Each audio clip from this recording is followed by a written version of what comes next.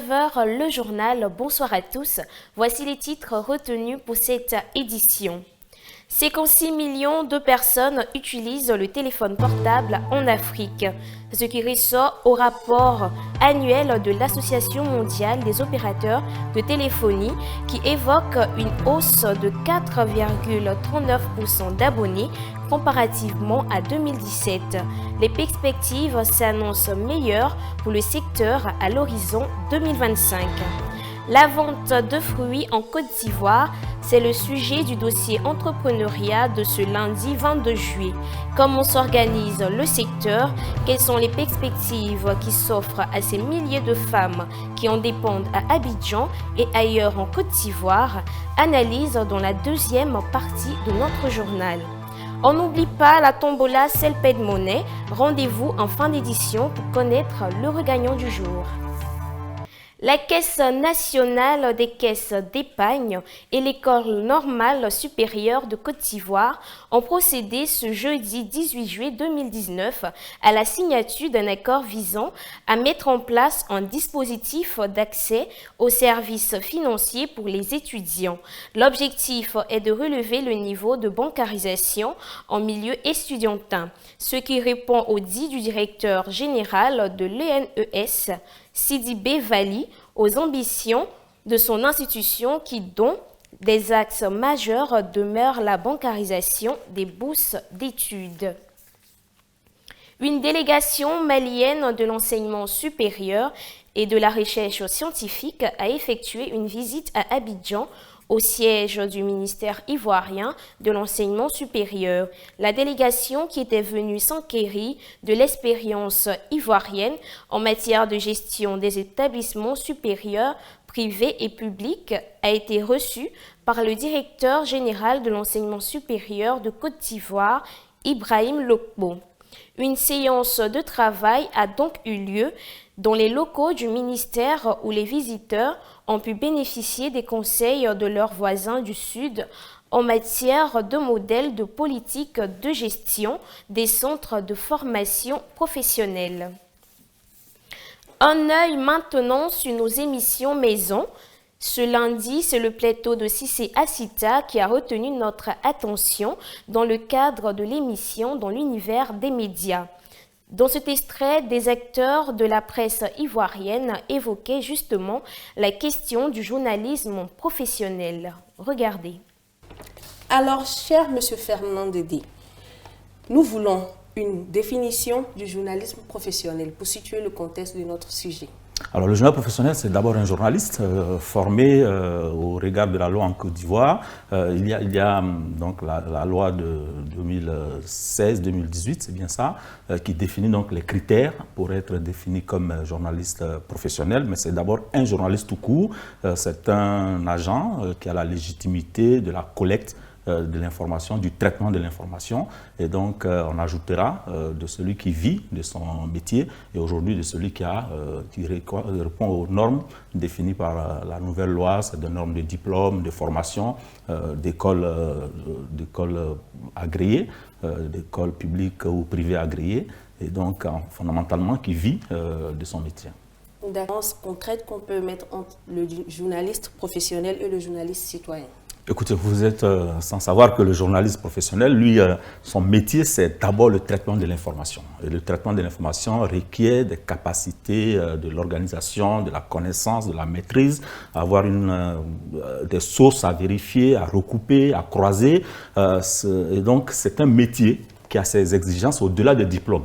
D'ailleurs, Diego Bailly, notre père à son âme, j'ai une pensée émue pour lui, nous disait entre deux journalistes, s'il y en a un qui est surdiplômé et il y en a un qui n'a aucun diplôme, le journaliste, c'est celui qui a la capacité d'avoir un carnet d'adresses, qui est capable de me sortir l'information que je demande. Alors, donc, à partir de ce moment-là, le journaliste professionnel, c'est celui...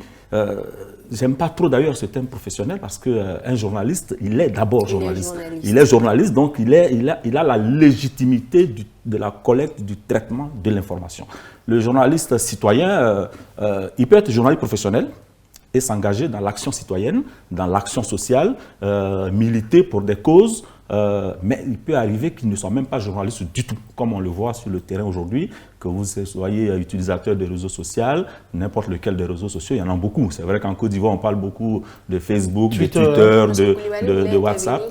Non, qui termine. Mais il y en a tellement de réseaux qu'aujourd'hui, chacun partage. Vous êtes en train de, sur l'autoroute du Nord, il y a un accident, vous êtes dans votre voiture, vous suivez l'accident, vous arrêtez, vous faites des photos, vous partagez ce que vous avez vu. Le journaliste professionnel, à la différence du journaliste citoyen, va lui se poser un minimum de 6 questions. C'est qui, c'est quoi, c'est où, c'est comment, c'est pourquoi, c'est quand. En venir parce que j'allais demander le fonctionnement même du journalisme. Oui, le journaliste professionnel, le journaliste tout court, lui, il a l'obligation de répondre à 6 questions pour donner les faits, parce que dans le métier de journaliste, les faits sont immuables. Une information, elle est information, quand elle est vérifiée, recoupée, elle est vraie, elle est imbattable à tous les égards. Monsieur Koulibaly, quel est le champ d'action spécifique du journaliste professionnel? Est-ce qu'il y a un cercle pour le journaliste professionnel où il peut agir? Non, je ne pense pas qu'il y a... Le journaliste... En fait, sont clairs là-dessus. Le terme journaliste professionnel, j'en ai souffert moi-même. Donc, quand il dit journaliste tout clos, je préfère qu'on s'arrête simplement à journaliste. Et parce que journaliste citoyen? Non, parce qu'en fait, on ajoute le terme citoyen simplement parce que la personne n'a pas fait d'études pour ça. Il n'est pas allé dans une rédaction pour apprendre le journalisme. Au-delà de ça, il ne vit pas de journalisme. Le journalisme a ses codes. C'est pour cette raison qu'on parle de code d'éthique et de déontologie. L'Afrique a enregistré en 2018 une croissance de 4,39% du nombre d'abonnés de téléphonie mobile. Ces chiffres émanent de l'Association mondiale des opérateurs de téléphonie qui précise par ailleurs que ce sont 20 millions de nouveaux abonnés qui ont rejoint le marché, ce qui porte à 456 millions le volume d'abonnés télécom sur le continent, pour un taux de pénétration du mobile de 44%. D'ici à 2025, le marché de la téléphonie mobile en Afrique devrait dépasser les 600 millions d'utilisateurs au regard du rythme actuel de croissance. Toujours dans le même registre, ces chiffres de l'autorité de régulation des communications électroniques et de la poste qui confirme la bonne santé du secteur des télécommunications en Afrique. Dans son rapport annuel d'activité, l'institution révèle que les transactions financières effectuées via mobile en 2018 ont atteint 2082 milliards de francs CFA en 2018 contre 1,97 milliard en 2017, soit une marge de progression de 5%. Une croissance qui s'explique également par le volume de transactions qui est passé de 105 millions en 2017 à 202 millions en 2018. L'Inde et le Nigeria passent à la phase concrète de la mise en œuvre de l'accord bilatéral de renforcement de la coopération énergétique signé récemment. Il s'agit pour le Nigeria de dédier 10% de ses exportations de brut à l'Inde, selon ce qu'annonçait ce dimanche le patron de la société publique nigériane du pétrole. Cette mesure devrait aider New Delhi à juguler les effets de la crise énergétique, alors que le pays importe déjà entre 700 et 800 000 barils de pétrole par jour en provenance du Nigeria. Autre clause conclue entre les deux. Dans le cadre de cet accord, l'Inde devra intensifier ses investissements dans la chaîne de valeur du secteur énergétique au Nigeria en apportant des infrastructures pouvant moderniser le secteur d'exploitation. La capitale économique camerounaise Yaoundé va abriter les 2 et 3 août prochains la seconde édition des Journées africaines de l'intelligence économique qui aura pour thème des victoires à portée de main. Initiée par le Centre africain de veille et d'intelligence économique, le CAVI, cette rencontre sera l'occasion pour les acteurs sociaux et ceux de discuter des résolutions consolidées des États généraux de l'intelligence économique africaine, tenus les 29 et 30 avril à Dakar, au Sénégal. Plusieurs sessions de formation seront dispensées au cours de ces 2 journées de sorte à permettre aux participants d'être outillés sur les stratégies d'intelligence économique nécessaires à l'accroissement de la compétitivité africaine. Durant 5 semaines, entre les mois de septembre et d'octobre, les élus et cadres des collectivités territoriales en Afrique pourront bénéficier d'une formation dispensée par l'Agence française de développement pour le renforcement des capacités en matière de planification urbaine, de gestion des services ou de management de projets. D'autres sessions similaires seront conduites dans le premier trimestre de 2020. À l'heure où on parle de plus en plus de transformation énergétique, nous avons choisi de vous proposer à nouveau ce micro-trottoir sur les énergies renouvelables. Que savent les Abidjanais des énergies renouvelables? On y va maintenant avec le micro-trottoir. Selon moi, c'est le recyclage d'une énergie. Comme on entend si bien, l'énergie renouvelable, c'est une énergie on peut recharger. Parce qu'aujourd'hui, nous voyons l'énergie solaire qui est sortie et on peut s'abonner et par quelques années et puis après reprendre encore si l'énergie n'est plus. Voici à présent le doc qui vous permet d'en savoir beaucoup plus sur l'énergie renouvelable.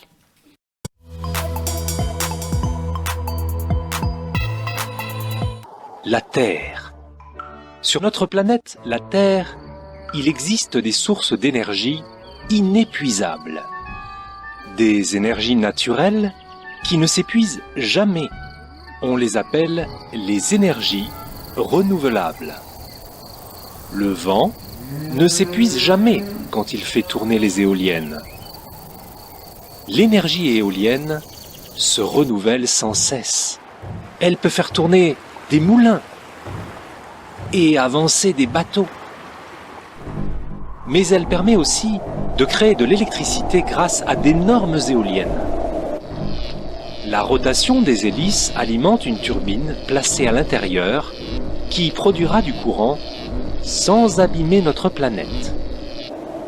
L'homme devra peut-être s'habituer à la forme de ces nouvelles constructions. Des sources d'énergie qui se renouvellent sans cesse? Cherchons encore un peu. Mais oui, là où il y a de l'eau, des rivières et des lacs, il y a de l'énergie. L'énergie hydraulique qui produira de l'électricité grâce aux turbines des barrages, sans abîmer notre planète.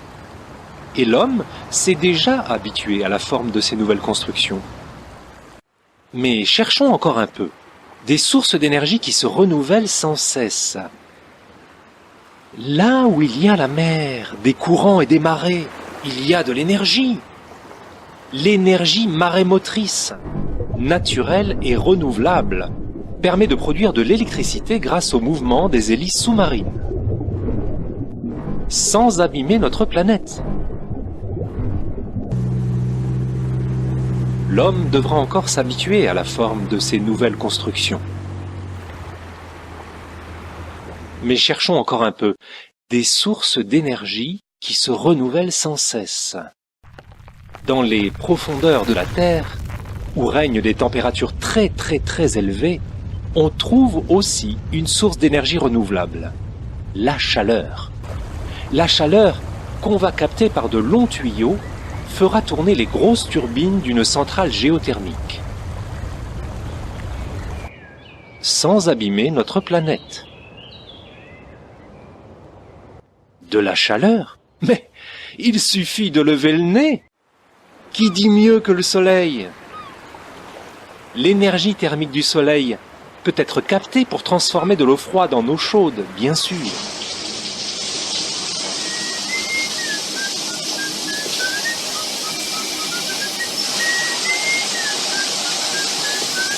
Mais le soleil possède une autre propriété, l'énergie photovoltaïque. Et l'énergie photovoltaïque du soleil peut être convertie en électricité. on peut installer des champs entiers de panneaux photovoltaïques, à condition de s'habituer à la forme de ces nouvelles constructions. Mais cherchons encore un peu. Y a-t-il d'autres sources d'énergie renouvelable? La biomasse, les arbres et toutes les plantes. La biomasse est renouvelable, car si l'homme replantait les végétaux qu'il utilisait, il pourrait toujours en disposer. Sur notre planète, la Terre, il existe de nombreuses sources d'énergie inépuisables. On les appelle les énergies renouvelables. Des énergies pour améliorer le bien-être de tous les hommes qui pourront continuer à vivre mieux sur notre belle planète, la Terre.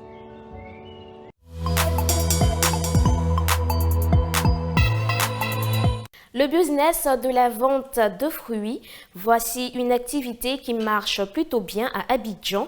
Ce sont des milliers de femmes un peu partout dans la capitale économique ivoirienne et même à l'intérieur du pays qui pratiquent ce commerce qui est pourtant exercé dans des conditions informelles, là où un meilleur encadrement de la filière aurait pu en faire une activité véritablement pérenne pour les populations.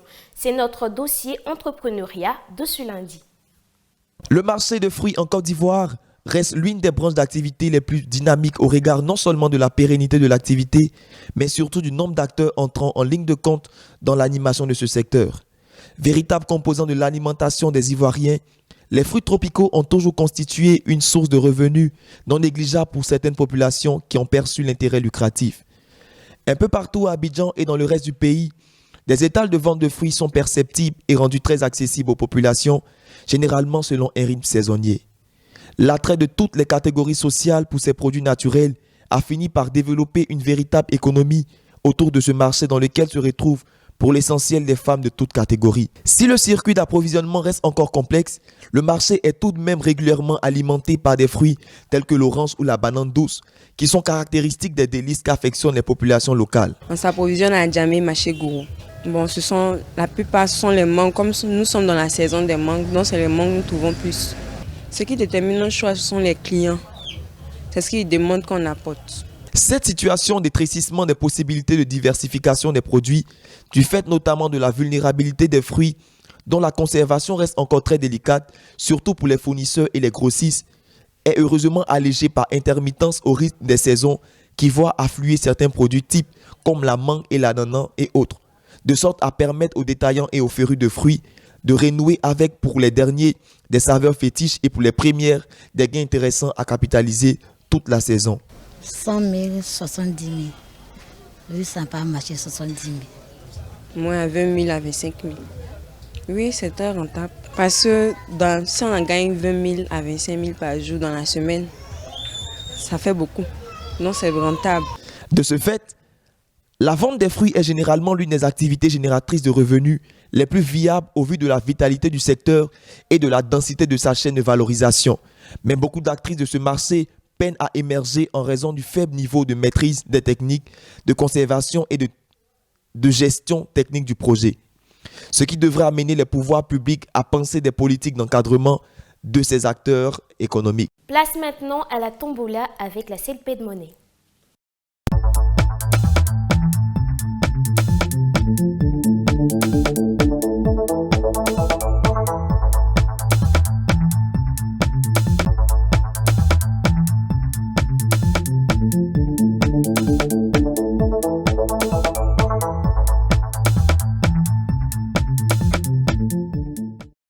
Restez attentifs afin de connaître le gagnant de ce soir, mais avant, suivez cet élément.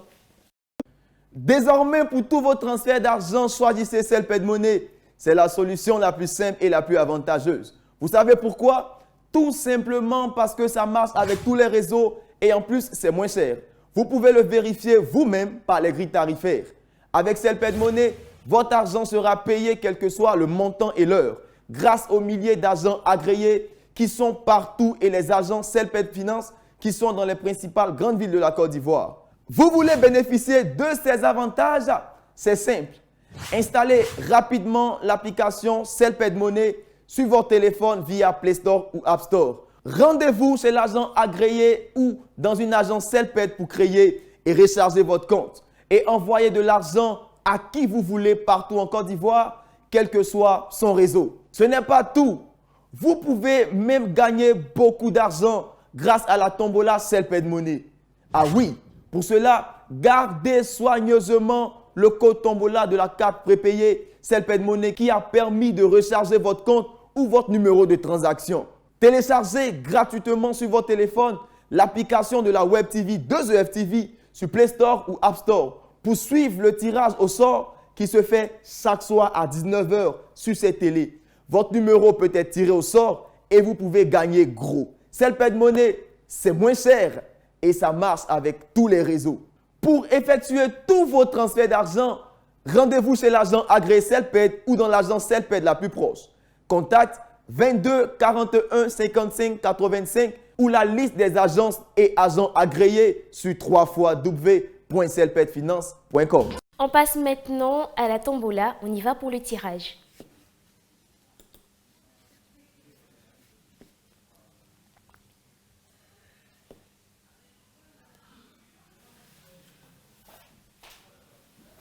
On confirme.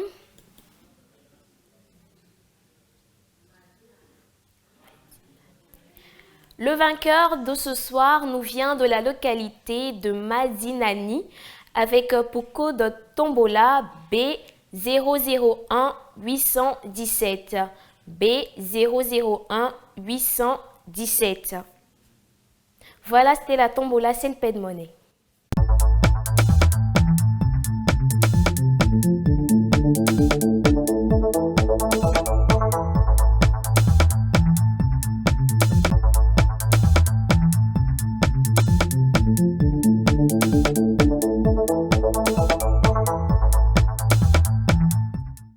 Et pour finir, un visage maintenant sur le taux d'échange.